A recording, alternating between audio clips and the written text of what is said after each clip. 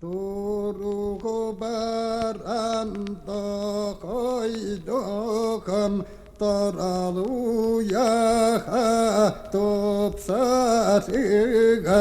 сабеская. 7 ноября. Снег пришел, а в Якутске -15 уже, а во Владивостоке тепло, а в Уссурийске дождь. Об этом мы знаем из рассказа Каиланы, которая сегодня встретилась с Александром Габышевым в больнице. Сегодня было свидание Каиланы. Юридически она является опекуном Александра Габышева. А на уровне духовном и сердечном она друг и помощник Александра Габышева, родной для него человек. Я зачитаю ее только что пришедший мне рассказ об этом свидании. Шаман похудел, но чувствует себя хорошо. Очень спокойный. Сказал, что думал, встреча будет в комнате свиданий. Туда попросились они, но им сказали, что комната занята. Саша просто улыбнулся.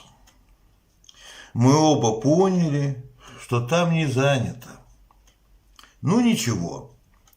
Саша ждал меня, поэтому, говорит, выпил на обеде в больнице только суп. Оставил место для моего пирога, что я ему испекла. Все продукты в передачке взяли под роспись. Я вязаную шапку передала, ее прощупали и мяли долго в пальцах. Я даже пошутила, не порвете ли вы шапочку? Сказали, что положено проверять. А так относятся к Саше нормально. Плохо только, что сотовый достать, сотовый телефон, не разрешили. Сначала медсестра сказала, что из галереи фото можно будет показать. Но потом подошли 3 санитаров и рядом устроились, и уже ничего не разрешали. Время от времени просили говорить по-русски.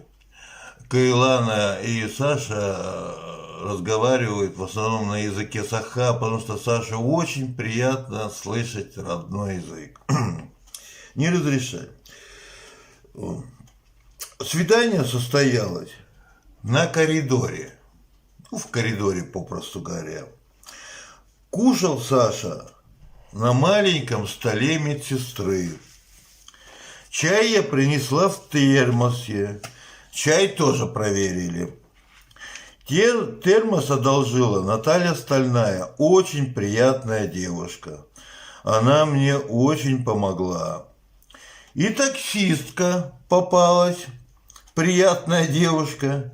Я с ней подружилась. Она почти час нас прождала. Мы с ней будем на связи. Кстати, у таксистки день рождения тоже 22 ноября, как и у Саши. Я видела потом, как Сашу ведут по коридору. Спросила, можно ли мне посмотреть, как его заводят в палату. Сказали опять, что не положено.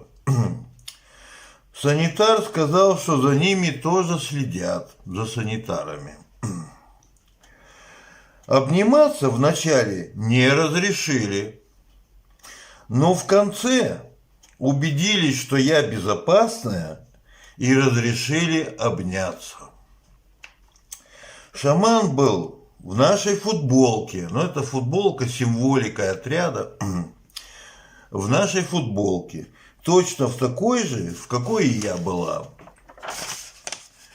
На нем был синий спортивный костюм, который прислал богатырь.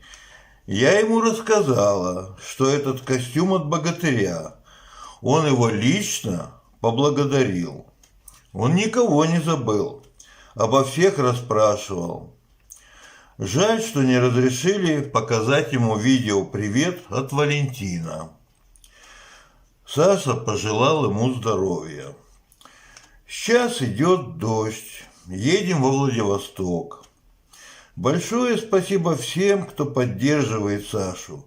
И Наталье Стальной, и вам, Дед Мороз, и Тамаре Федоровне, и всем.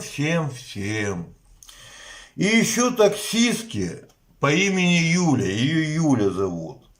Красивой, обаятельной девушке. Без тех, кто поддерживает Сашу, это свидание бы не состоялось. Когда чувствуешь, как люди поддерживают Сашу, появляется гордость за нашего Сашу-шамана. А Саша такой спокойный, такой родной. Вот такой отчет прислала Каилана. И 3 фотографии. На одной фотографии дверь в 3-е отделение больничное, на другой тот сквер, вход со двора, с внутреннего двора, где Саша ждал Каилану, под охраной, конечно же, ждал, сидел. И фото в автобусе из Владивостока в Уссурийск. Поэтому и мне бы тоже хотелось поблагодарить всех, кто поддерживает Сашу, потому что благодаря вашей поддержке он встретился, поговорил с очень близкими людьми. Заодно, конечно, передачку с продуктами. И наступающим днем рождения его уже как бы поздравили. И у Саши получился сегодня праздник. И за этот праздник, который мы вместе с вами, Саше, смогли подарить уже еще задолго до дня рождения, вам огромное спасибо. Спасибо огромное. И от Саши, и от Каиланы, и, конечно же, и от меня. Ya soldatın bir destara bulaban Allara doydum ağız iketten Atıyakta kurduk al köyen taksanlar Eyyeni çoklu ergiten iter Ya buhor seker beken Siktak ataklarından tapsar günler igar